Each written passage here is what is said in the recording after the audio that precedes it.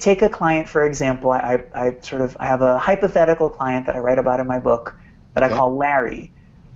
He comes into therapy. He's had, you're his 7th therapist in 5 years. He's got really powerful self-criticism.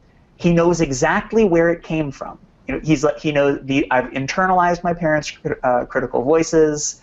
That hasn't helped. I've tried every kind of exercise. Nothing's working. So the first question is, why is a client like this so difficult to treat? We know from the practice, or from how memory reconsolidation works, is that we need to be able to target compassion to the part of the client, to that memory, to the sort of that psychological part of the client that's creating this symptom. So if that part of the client isn't active and present in the room, then all of our interventions are likely to be aimed at the part of the client that already knows that he's lovable. Now, so how does this work? Let's say Larry is growing up, being treated, maybe emotionally abused by his parents, and develops a story that my parents treat me like this because I'm a bad kid, which is entirely developmentally appropriate. When you're 6 years old, Piaget says we attribute causation to ourselves for everything that happens when we're that age.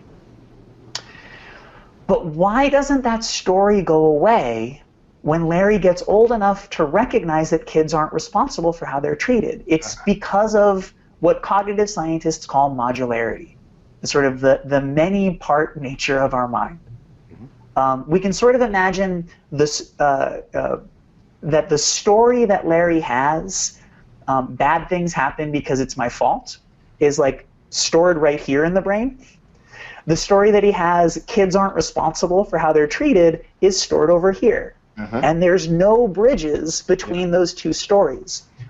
What we find is, when Larry's girlfriend gets mad at him, both of these parts are creating separate stories to make sense out of what happened. The part over here is saying, she's mad because you're a horrible person. The part here is saying, it's normal for relationships to have difficulties, and just try to listen to her. The term that I use for sort of different parts creating different stories is modular constructivism, made out of the idea of modularity. Not quite as snappy as parts. Yeah, well, so for me, it's important to understand these two words. Modularity. Think in terms of modularity. There are parts. And constructivism, each part is trying to make sense out of its experience. And is using past experience, past stories, to make sense out of present experience. Sort of basic constructivism, but applied to sort of an understanding of modularity. So again, what we see is this part of, we want to make sure that we're targeting our interventions here. So we get in touch with that part of Larry. And we might do it by having him imagine himself back as a 6-year-old. Parents are yelling at him, and he's sure this is happening because it's my fault. That feels subjectively true to say. We know that this part is active. And because it's active, we know that it's labile or changeable. It can make new associations now. How do we help Larry find compassion for a part of himself that's saying, I'm worthless, I'm terrible? Right? Well, there's a practice that I call the 3 key ingredients for compassion that I think is helpful whenever we're having a hard time connecting with compassion. The 3 key ingredients is in the way that I work. The first one is recognizing the presence of suffering. If we can see in myself or in any other person that I'm wanting to try to practice compassion with, they're suffering.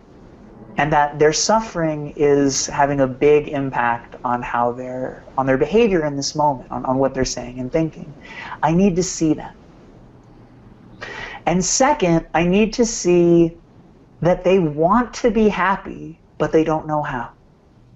Right? That there's a basic positive intention in there. So even this part of me, even these self-harming parts of myself, even these parts of myself that are telling me that I'm terrible, that are trying to undermine me, how can I see a deep positive intention there?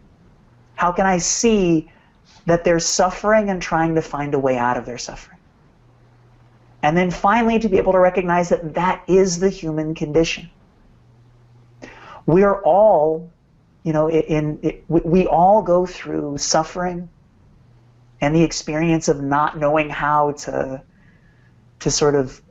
find well-being or happiness in a particular moment. We don't know how to handle it, so we end up acting in ways that are misinformed, that end up being unhelpful.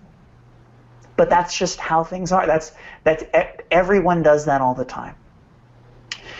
So practically what I'm doing with Larry is getting in touch with this 6-year-old and trying to help him to see that this 6-year-old is suffering.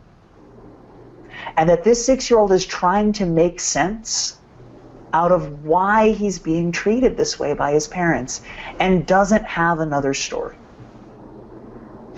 Another thing that I get from Constructivism is the idea that the human brain abhors a vacuum. We need stories to make sense out of our experience, and if you try to tell me that my story isn't true, I won't let it go unless I have a more compelling story. Yeah. So just telling Larry that it's not your fault will only work if he has another way of then why did it happen? How can I make sense out of why I was treated like this? A question that I'll often sort of pause the experiential work in that moment, and I'll say, okay, picture this 6-year-old. If we take for granted that this 6-year-old is fully lovable, if we take that for granted, then how could we explain why he's being treated like this? And try to help the client come up with some story. And it's often, it might be a parent blaming, or it might be just sort of hopefully it's being able to see that my parents were suffering too. Mm-hmm. I mean, sometimes it's kind of stages. Like it's first like my parents are monsters, and then eventually they get to, but they were probably treated a similar way.